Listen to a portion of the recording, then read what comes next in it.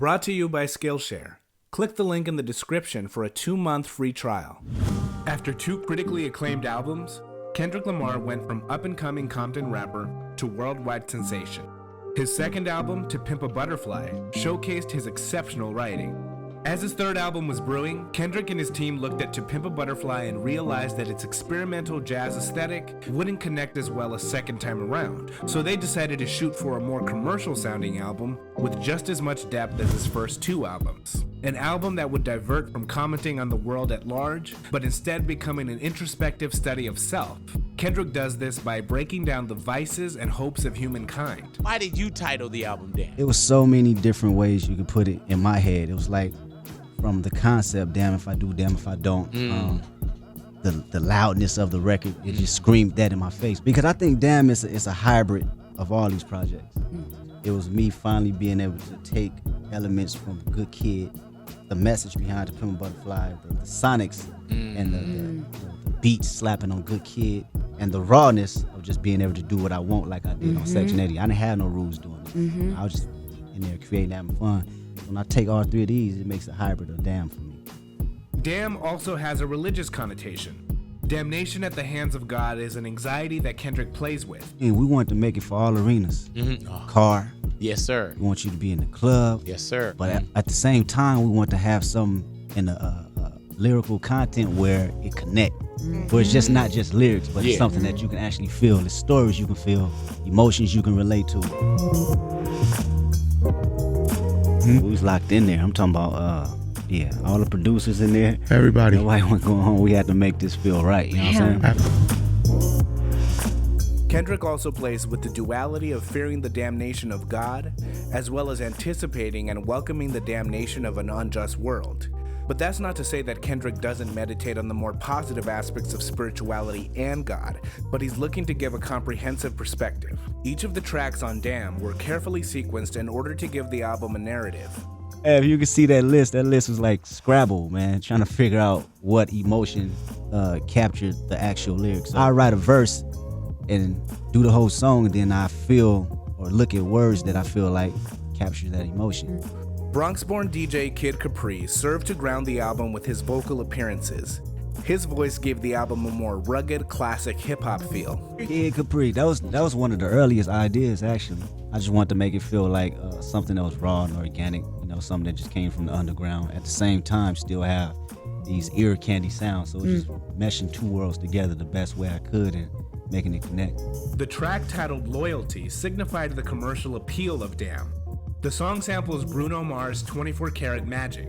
Rihanna sings and raps effortlessly, complimenting Kendrick's cool and composed delivery. When I got hold of it, Kendrick actually sent me the loop. He was like, "Oh, this is this sample flip that we had done." I actually didn't even know it was 24 Karat. I was like, "Oh, this is dope flip." Like it was reversed. Somebody had chopped it and moved it around, and it was Soundwave had did some arrangement. So we always look for records that kind of have this mode where it's like it's either it sounds up, sounds bright, but it's still got a soulful vibe to it. You know what I'm saying? And I think that sample of the vocoder and the kind of like the way we chopped it had a really unique groove. So we were like, "Yo, who can we get on this?" He was like, "Yo, I want Rihanna on this." He was like, I was like, "Yeah." He said, just call her."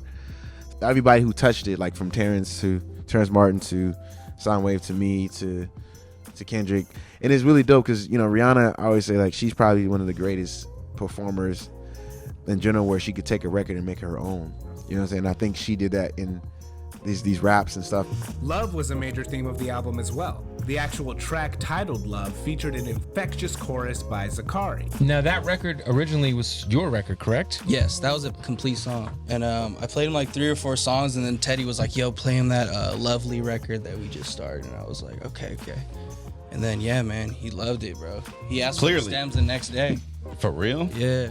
DNA, the second track of the album, sets the tone. What does DNA mean to you as far as when you're writing that? Attitude of being confident and putting that in lyrics, putting that over record. That's all it is. That part of me was definitely the side of my father, for sure.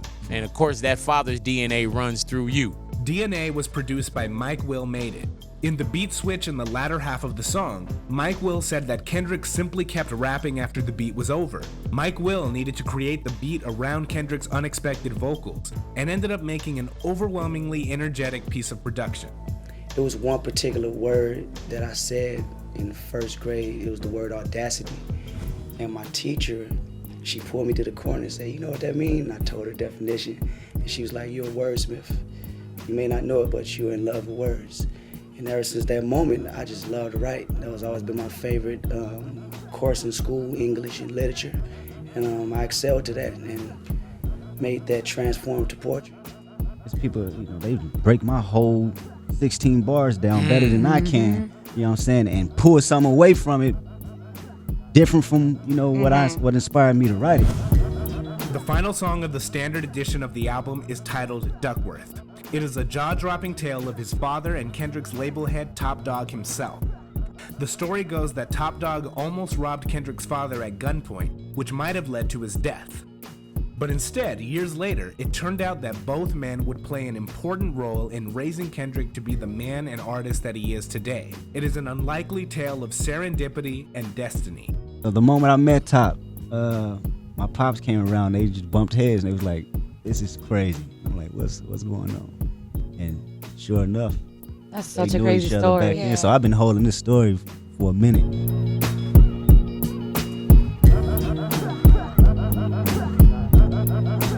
Other highlights of the album include Triple X featuring U2, a story of the hypocrisy of America.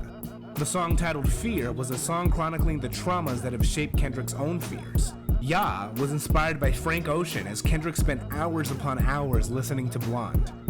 Every song is as introspective as the last.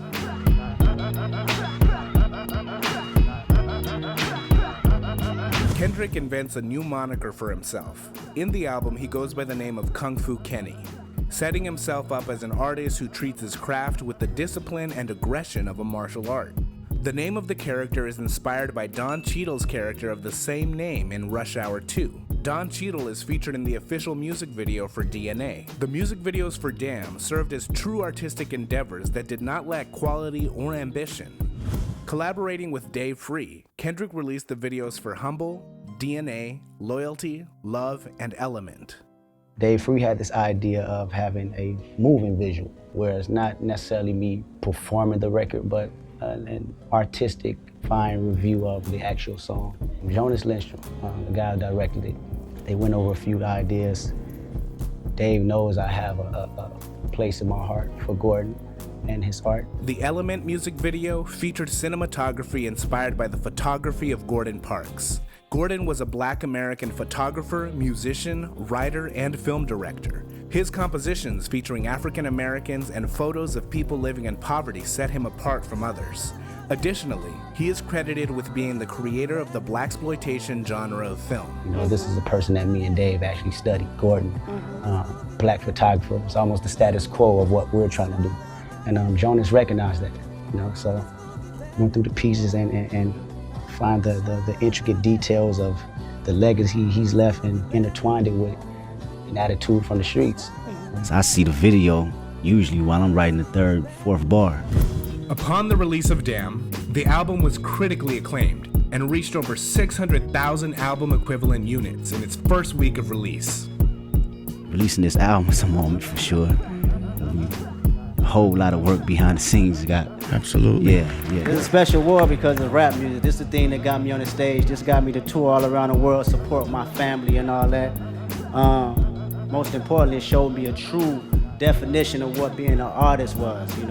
From the jump, I thought it was about the accolades and the cars and the clothes, but it's really about expressing yourself and putting that paint on the canvas for the world to evolve, for the next listener, the next generation after that, you know what I'm saying? In a strange yet inspiring turn of events, Damn won the Pulitzer Prize in music.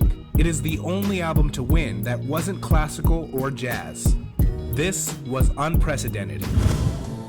The citation for the Pulitzer Prize in Music, awarded to Damn by Kendrick Lamar, a virtuosic song collection that offers affecting vignettes capturing the complexity of modern African American life. Congratulations, Kendrick Lamar.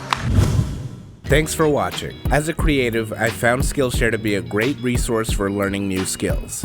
Their premium membership gives you unlimited high-quality classes from experts in their field, so you can improve your skills, unlock new opportunities, and do the work you love.